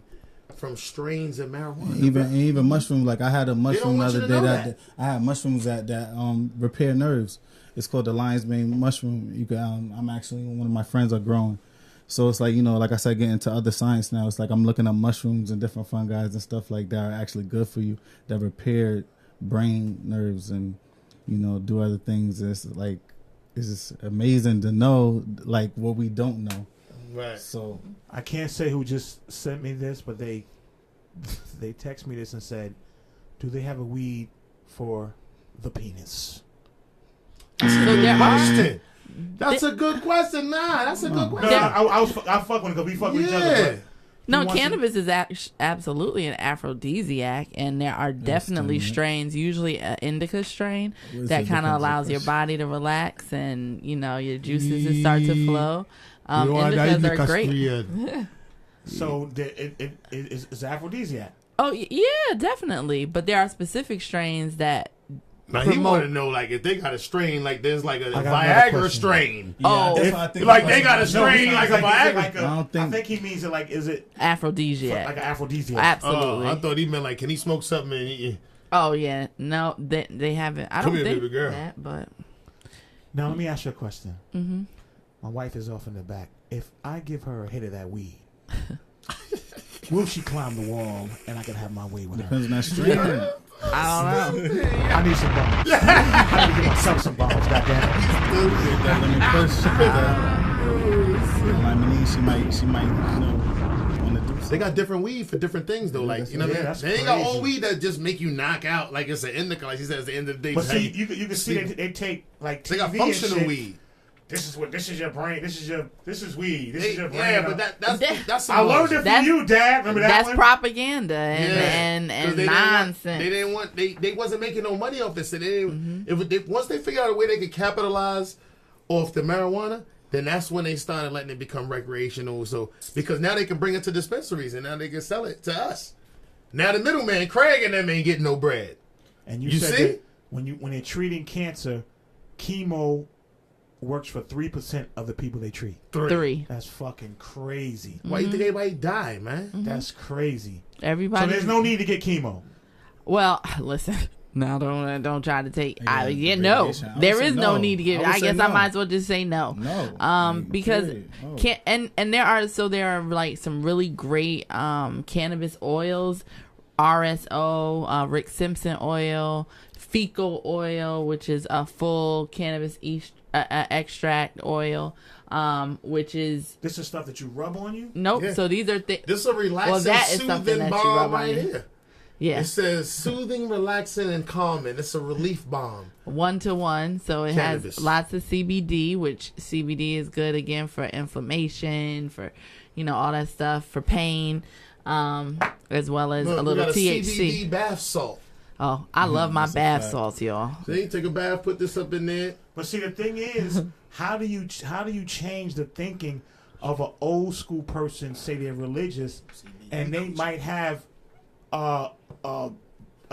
like starting to have Alzheimer's, and Oh, to start. to start smoking First weed say to it's get natural. rid of it. First you're gonna say it's natural. It's a natural thing. It's from But the it'll be earth. hard to sell somebody like that on the idea. But Because they people were are told it's looking bad. for alternatives now. Okay. Like people are sick of like I had the oldest person I had was 94 years old. She came to me to start consuming cannabis because she was dealing with arthritic pain in her whole body and she did not want to take And opioids. she mad as hell she waited that long to start smoking weed. Yeah, Because it helped she her. was. Yep, It helped her. her totally. Everything she took, nothing helped her. She started this treatment, and gotta she go. mad she waited to be 94 to Hey have it. Ramon. She had to be 94 to discover this. Yep. On her way out. And they're afraid of. I've seen people suffer with broken hips and all kinds of stuff because they don't want to take opioids. So cannabis is a great alternative.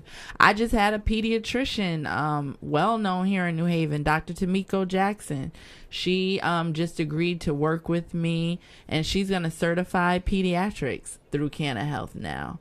So, and that is we definitely most often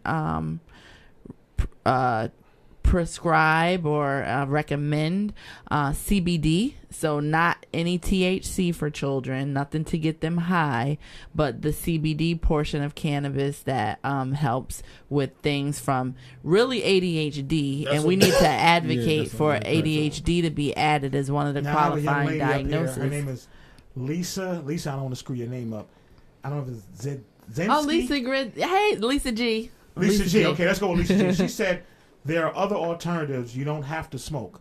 Exactly. Right. Yeah. So I brought. That's what I. that's the lotions Thank you, and- Lisa. Right, we got all the alternatives Okay. up here. Yep. So there's like and then there's like CBD. So this has no THC in it. It doesn't get you high. It's made from hemp. It's just CBD, which is one of the many cannabinoids in the plant. That And CBD is where the money at. Oh yeah, CBD is definitely CBD where is where the at. money at, man. Pretty soon they're gonna just have CBD by itself, where they ain't even got to deal with the THC. Yeah. So those bath salts have no THC in them. They're just straight CBD. Sidney Crawley said, I'm all for natural healing because the pharmaceutical companies don't want people because they'll lose money. Right, they want to keep you strung out. Oh yeah. They want to keep you dependent on This their is drugs. why, I mean, do you know how the opioid crisis, I'm sure you do, like in the 90s, they were like making money hand and foot. The pharmaceutical people were paying the doctors, and the doctors were prescribing the medication, and that it was just this vicious cycle. And that's why we have now some of the laws and protections that we have federally, like the what is it called? Basically the anti-double dipping law, where you can't get money from these people directly anymore, because that's how it started. They were popping, they had pain clinics popping up everywhere. You could Amber Gibbs says, so chemotherapy doesn't work. Is that fact or opinion? That's fact. Well, it's fact. It's definitely fact that 97% of people who are prescribed chemotherapy die, and 3% of them live. I could say more stuff that can help. It's free. And it is also proven. I just posted on my wall an article that it's proven that cannabis reduces cancer cells sizes. CBC, Definitely, that's a known fact, man. That's crazy. That's why They've been like this. They've been trying to hide that forever, man.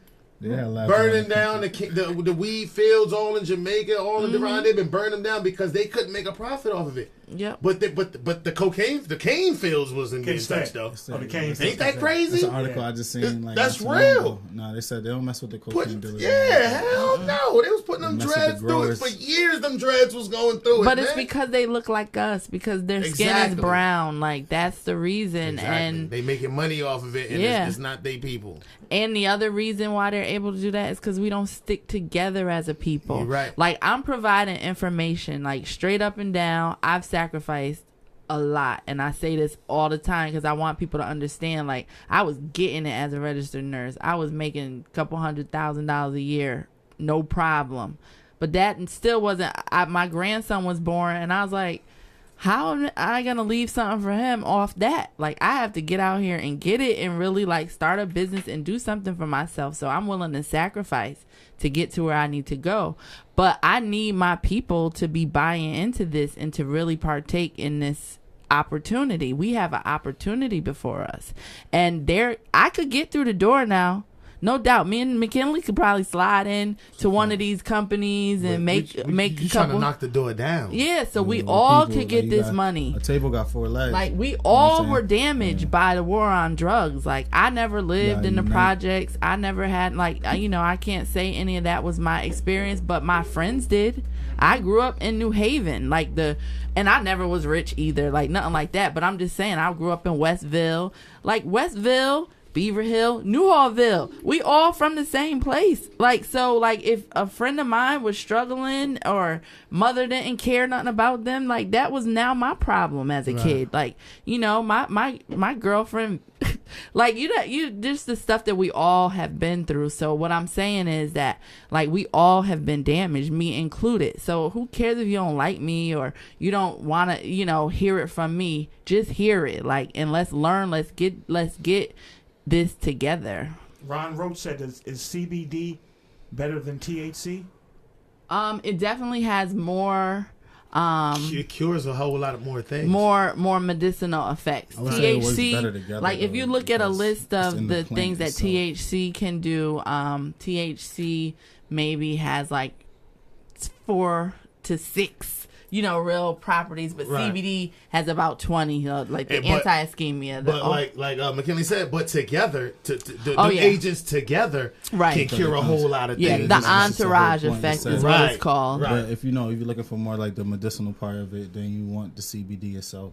And, that's the science that they're looking up now, where they could just extract that out itself. And, after the CBD or even at the THC, after it's decarbonized, what it's called at a certain temperature, THC turns into CBN, which it helps people sleep. And it says it's a factor in marijuana which helps you sleep. So now people with that insomnia and all that stuff. Now people that have a problem sleeping, they're getting a factor out of THC, which is the CBN, and they're using it, for people that that can't sleep. Chanel Watts said, "How does she schedule an appointment with you?" Oh, just call me or email me. I'm putting up her number now where you can call. Or you could Facebook me. Kebra Smith Bolden on Facebook. That's me. Yep. Okay, Nate. And also, Canna Health also has a page where you can set an appointment, and then we also have a website, cannahealthct.org. Oh, yo, Ron Roach, hit her up on Facebook or Her website. This is her email address. I just put up cannabisnurse.kebra@gmail.com. Somebody also said, what are some companies to buy into? So locally there are plenty. I didn't bring any Cushley in here, but I showed you guys the Topstone. I know they're looking for investors. There's people like they're doing like infused CBD infused coffees and stuff like that.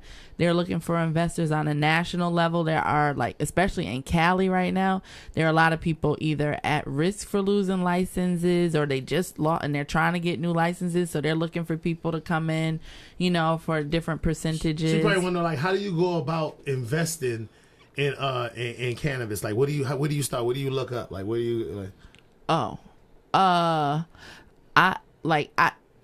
I think you could just put investing in cannabis, but no, it's more about, so cannabis is still kind of like an underground situation. This, even though we're bringing the industry to the forefront and we're, you know, getting a lot of, press and they're talking about it every day, we still kind of operate covertly because of the fact that we can't, banking is an issue and stuff like that. So it's really about connecting yourself to the industry.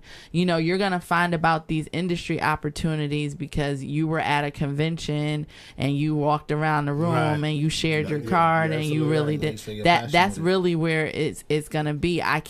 People always ask me, what do I need to do? And I always give them the same answer. I educated myself, I got connected, and then I started advocating. And it's only I had to advocate because I was like, well, I want a business and I know I'm not super duper rich, you know, and I know that I'm not super duper poor either. Right. So I got to make sure that there's entry for the super duper poor, the people in the middle, and for, you know, the rich people should have a chance too, you know. And what McKinley was talking about, you know, we can have opportunities to have like cannabis lounges, you know, spas that use cannabis infused products. Like that feel so dreamy to me. Now, Priya, my friend Tim Priya, she deals with lupus. She said, how could this help her possibly with lupus? And I think we've talked a few times, like it absolutely can help with lupus because lupus is an autoimmune disease, and you deal with a lot of things from pain to inflammation to the ischemia nature. Don't you have like a lot of like hot and cold kind of situation, like those kind of things? So circulatory issues is what I was thinking. So yeah, it definitely is helpful. It's natural, it's a plant, and it does everything. Yeah, you know what people got to think about, man? Like we're gonna wrap the show up in like a couple of minutes because how long you know we don't want to kill the people, but we just want they asking a lot of but ain't nobody calling in or nothing, but we just wanted to be informative about what's going on. But I want people got to understand that, you know, these hospitals, man, businesses, man, like you got to look in these other countries where they don't have all these doctors and all these opioids that they're using, and none of these people are walking around with cancer. None of them are walking around with all these symptoms and all these diseases that we have in the United States of America. That we're dependent on a doctor or a prescription every month, every year. We got a new prescription fill or a new practice opening up for opiates that they giving to people. Like you gotta think about it, and you go and see a lot of people don't go to other countries, so they don't know. If you don't travel outside of where you live, you won't know what's going on. So you go to some of the other countries, you see people that ain't nobody's obese, nobody got diabetes, nobody worrying about the little things that we worry about in our community per se immediately. So I just want people to stay woke, man. It's about you gotta understand, just pay attention to what's going on around you, stay woke, man, and challenge your doctor. We don't challenge our doctors. We just let them give us anything and let them stick our kids with anything and tell them they giving them this for that and this for that. Challenge your doctors, man. Let them ask questions, man. You want to know. And I need a third opinion about what you giving my child. We've been led astray. It's awareness, man. Yeah, we've been led astray. But the thing about that's so great about being alive in 2018, it ain't many things. It's a crazy time. But we have access to information, so you know, like if you watch a documentary like The 13th, did you watch that? Oh my God, go watch that. The 13th? It's about mass incarceration. It's done by Ava DuVernay. Wow, and it talks about you how. Seen that, Rob? No, I've seen it. The 13th? The I didn't see 13th. that one. It's check on that out. Netflix. Ava DuVernay produced it, and it's just about mass incarceration. But it's about how when slavery ended, they had all these unattended fields and all this land, and they couldn't, necessarily have slaves anymore, and they didn't want to pay them because they didn't have money to pay them. So what they did was criminalize everything, like from any part of being black. So they threw black people just in jail and had them work in the field for free. And then because of the reason why it's called the 13th is because basically the 13th Amendment is what repealed slavery. But there's a little nuance in there that says that the only way we can confine you like a slave is if you commit a crime, if you're criminal. So that was what the loophole they found to keep us as slaves. And so ever since up everybody. they started locking up everybody for it. And so, when you have this in your mind and this is why we do the things that we do, why we are this way to each other, because it's right in front of us. We have to really acknowledge what the wrong that was done to us, the results that we have now bought into, and reprogram ourselves to no longer buy into that anymore. Like, I'm a black woman, you're a black man, like, you're my queen, a king, I'm your queen. Like, we should be looking at each other like that. That's real. But we've been trained to look at each other. That's how we was taught. The Willie Lynch. I mean, Smallest against the biggest, light against the darkest. Yeah. And like I said, they're gonna change up these communities. We go down to Philly, I go to Atlanta, I see the gentrification. These white people, they moving in the hoods, they buying these brownstones, they buying our communities. Brownstones over with. And like I said, they everywhere. They just buying. I watch it like all up down the East Coast when I travel. Me too. So it's like it's unfortunate, and I hope that don't happen in New Haven. It's coming. But it's coming. It's happening around here. It's coming right now. Yeah, but we can't. The whole Yale pushing backwards all the way into the Vale. But we have to stop. Like, we have power if we don't use connect and if we use it for good. Like, that's the thing. And people, again, like, honestly, I'm out here. McKinley helps me all the time with getting the word out. Like, and all I'm doing is bringing information. I ain't getting rich off of nobody. It's nothing like that at all. But people don't even come out and support. Maybe because it's me, like, or whatever. But get over that. That's the dumbest stuff. And this is all because of what they did to us on purpose with slavery. Yeah, like, you don't like me because of slavery. Like, it's dumbness. Like, let's get over it. Let's realize it and move on. I got a question from Ron Rose. She said, what are the benefits of vaping cannabis versus burning it in a blunt? Like, which is better? Well, I would say, I can answer the question, but I would say no, because I would say one, vaping, you're putting water vapor into your lungs. So like, say if you get a cold, it will automatically turn into ammonia because you have water vapor that you're putting in your lungs, depending on how much you're smoking it.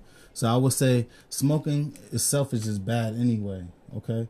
But a lot of people are used to consuming it that way because it's the fastest way to consume it. So, it's not as harmful as smoking cigarettes or anything like that, but, you pick your poison. And as far as vaping, it's innovative, it's new, and it could be smoked everywhere, but it's down benefits to it just like anything else. So, you just know when you're consuming it that you're putting vapor into your lungs, depending on it being what it's cut with. It'd be vegetable glycerin, polyglycerin, like different things. So it's like, So he's basically saying to each his own. Like, smoking period is bad for you. Yeah, smoking anytime you bad introduce anytime you any smoke foreign, you put a smoker in your lung, it's bad for you because it's going to darken your lung and put all type of particles and foreign stuff in your lung. But you picking your poison like vaping is convenient for people. You don't have to smell like weed. You don't have to empty out a blunt at your job real quick. You can go just take 2 hits and be right back at your job functioning instead of letting the whole world know that you smoked a little joint. Because when you hit a little roach in a car, the whole world know you smoked a little roach in that car. So that's the difference. Vaping is just convenience. It's a convenient way to get high. Towards smoking a blunt and letting the world know you got high. I got one more question from. Can I just say one more thing about vaping? But in a way, and I'm trying not to think about like this about everything, but it's making me. I feel like vaping is a little bit like gentrification in the weed industry. I really do. I feel like the way to make it more acceptable. Look, I like the smell of weed, and I like it when people tell me I smell good.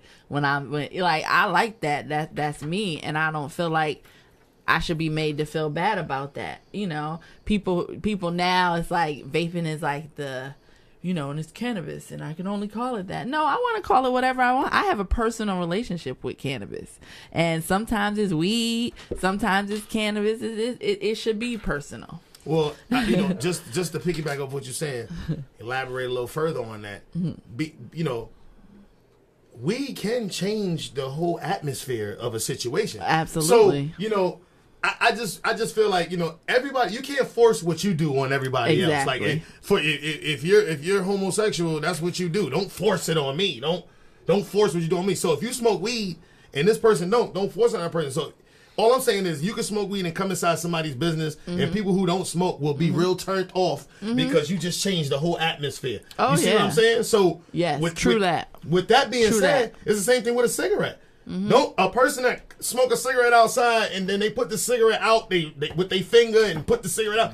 That's the worst smell in the world when they walk up in the building. You smelling like your damn exhaust pipe. Correct. So you're right. Each one got its pros and cons. You see what I'm saying? Does. To me, it's just about being respectful and about just having awareness for others. Right. Whether it be children. You know what I'm saying? It's that's what it's about, man. It's just about so many different ways do of what you do, consuming but it. be respectful and be a little, And it is about responsible use, right. and making sure we are representing the plant well. I will say that, so you're right. It definitely could be, but what I'm saying is like whatever you like to do, you should be allowed to. Like it shouldn't be.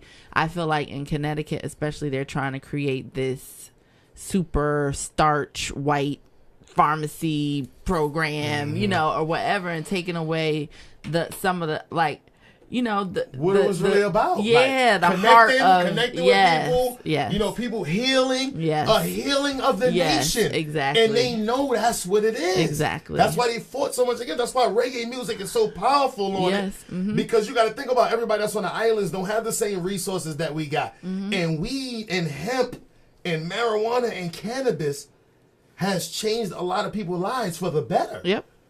Help people get off the opiates and be self-sustaining without worrying about paying a doctor their whole life savings. Or being on methadone for their lives. Right. I'm on a steering committee in Colorado, this little county in Colorado, Huerfano. They have had the highest per capita number of opioid deaths in the entire state. They're currently suing big pharma, like the 3 big pharmas. But I'm on a steering committee down there, and we're creating a drug rehab center that uses cannabis as an exit drug to get people off of opioids. So we just, dab them up, have them eating edibles, doing RSO, so they're able to stop some of the withdrawal symptoms, sleep through it, so that they come out the other side, and then they're not addicted to methadone, they're not addicted to Suboxone. That and cannabis can now be what they utilize. A woman that talk them words. Boy, that's attractive. A woman that got that brain too, the knowledge. I got a question. Another question from Vi Jones. Okay. I am severely allergic to just about all pain medications.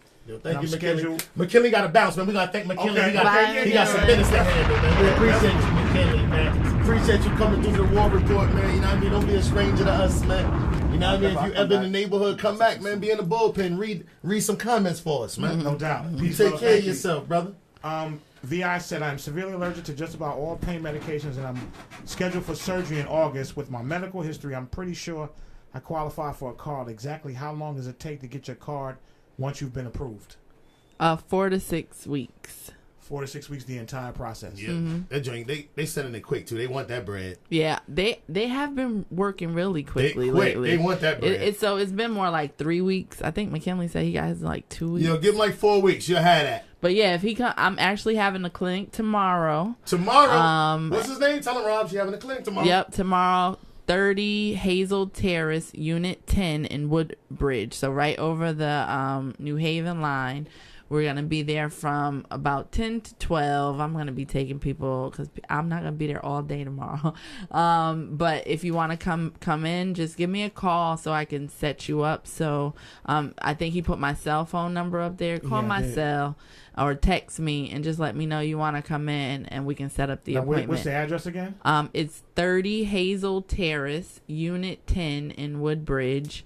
But I would really like it if you call me first, because this is a temporary location. We're moving to our new location in the beginning of June. So I'm utilizing one of my clinician spaces. So I'd rather like have appointments and not have her office flooded. 30 Hazel Terrace, Unit 10, Woodbridge. Call you first. Mm-hmm. And I'm gonna put her number up again, everybody. This is her number, 203, office 203-691-7081. Mm-hmm. Cell is 475-331-0093. Oh, Bucci, I see you. Bucci wants to talk real quick because we about to wrap up. Hurry up, boo. We about to lock this off. About the Hamden incident where the kids consumed edibles and ended up in the hospital. In the school, yeah. Oh, I saw that on the news. Well, Yeah. that's another thing too, man. You know, I'm glad she said that too, man. Educate your kids about taking any kind of edibles or any kind of treats from anybody, because for one, you don't know who chefed it up. You don't know how much THC was put in it. You don't know if there were any pesticides involved. You don't know. It could be anything foreign inside of these chemical mixtures that could just make somebody react in a devastating way. So school your kids on edibles as well as just smoking and drinking, man. Somebody said, Marilyn said those kids were fine and in good spirits. That is what the article said. But I mean, but the truth of the matter is, let's talk about this for a minute. Has anyone ever died from cannabis? Absolutely not. There's been 0 fatal cannabis related overdoses. Now, can you overdose on cannabis? Absolutely, but the thing is, you don't die. What do? You go to sleep. You may have a panic attack. You know, you may freak out a little bit, but you go to sleep. Like, and you wake up in the morning, you feel perfectly fine, and you're so glad that you didn't go to the hospital like you thought you needed to do. Thank God for forgiveness. You're never going to do it again. Yes. But, you know, I mean, we encourage microdosing. So a lot of people who are coming to me are consuming for the first time, like the little 94-year-old lady. So we suggested, you know, starting with 2 milligrams of THC, seeing how that made her feel and working her way up. And I suggest that for anyone. You know, we have an endocannabinoid system where we have basically receptors in our body that are similar to the cannabinoids found in the cannabis plant, and they work together synergistically. And so as you're consuming, you're like tapping into receptors, and that's why cannabis works so well to heal your body, because you're like tapping into your system that you already had. It's called the endocannabinoid system. Dr. Mishalem from Israel, 1993, discovered it. Check it out. Look it up. You got it. Endocannabinoids. See? Don't say we don't teach y'all on the Road Report, man. That's what we here for. Me and Rob, we here. Illuminati. We here to enlighten. Yeah, illuminate means to shed light upon. To enlighten. So that's what we do. We shed light. We wanna wake our community, man. Stay woke, people. Yes. Stay woke. And on that note, we want to thank you, Miss Kebra, man. Thank you. Drop some bombs for Miss Kebra. Give us some applause, some hands. She has been a blessing. She has been enlightening, informative. You have been knowledgeable. You have been articulate.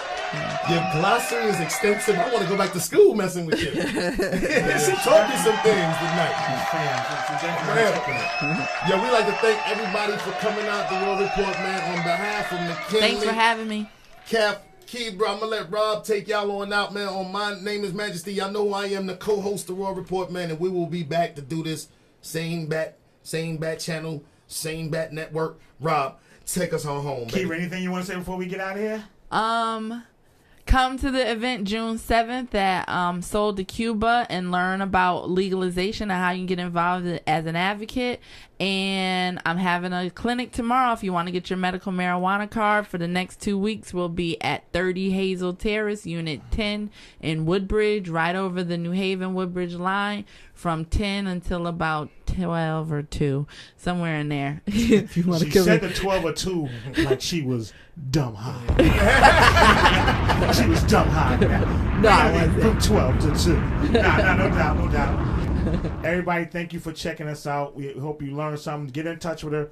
I put her email address up there mad times. I'll post her card. I took a picture of her business card, and I'll post that so everybody could check it out. And thank you everybody for watching. We out and peace out. Peace out. Deuces. Peace out. Deuces. Love, peace, and hair grease.